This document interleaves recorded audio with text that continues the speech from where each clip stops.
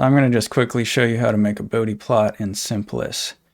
And I'm going to cheat a little bit and just use this SIMPLIS buck converter example project at the start screen. So when we go into this, it's already set up, but I'll delete the 3 things that you need and show you how to add them back in. So first one is this pop trigger, and then the second one is this AC source, and the third one is this Bode plot graphing deal. So you can see right now, this is the output of the converter, and this is the feedback path here, coming back around, and then this is the switching PWM chip right here. This right here is the clock signal. So the first thing to understand is the simulator needs this pop trigger on something that is going to tell it when each switching cycle starts, because it's going to try and run an algorithm to solve just one switching cycle at a time and find the steady state operating point over one switching cycle. So to do that, you go place analog functions pop trigger, and then you can just stick that right here with the input on the clock, and you don't need anything on the output. So the next thing is the AC source. So we place voltage source, AC source for AC analysis, and I'll do F5 to rotate it. And I'm going to put it this direction. Doesn't really matter what is positive or negative. Then the final thing is the Bodeplot Probe. So that's under Probe AC Noise, Bodeplot Probe with measurements.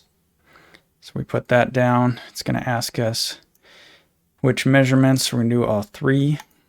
Now I'll double click on this, and here's the settings. So both of these are on, and it's got 2 grids or a single grid.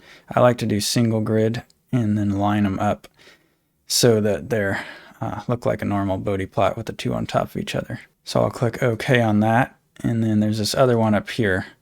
So I'm just going to make sure these are unchecked, so it's not going to use this in the simulation. This AC source will just have a magnitude of 1. It shouldn't matter really what the magnitude is in this case, because we're doing the difference between the input and the output. And this pop trigger, it has a threshold. So if this is 2.5, you got to look at this one, and it's 0 pulse 1, so that's not going to work.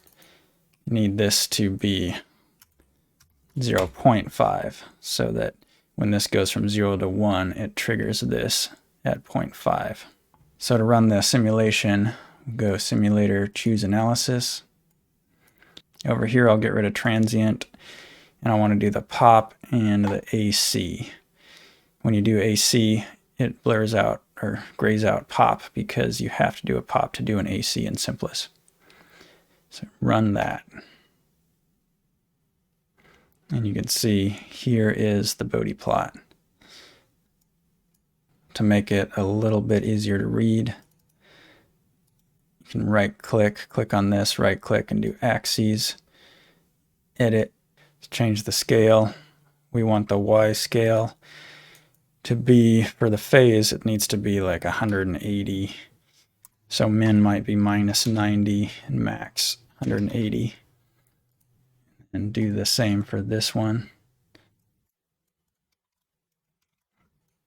And then this is like a Bode plot that you might see or draw yourself, where you have the 0 right here on both the gain and the phase, and you have the gain coming down like this and the phase starting off up here and crossing over. You'll notice down at the bottom, by default, it gives you the gain crossover frequency, the gain margin, and the phase margin. So we can see this one's got 12, almost 13 dB of gain margin. That's plenty, and 45 degrees of phase margin. It's a little low, but it's better than 35 would probably be the absolute minimum. So that's how you make a Bode plot in Symmetric SIMPLIS. Thanks for watching.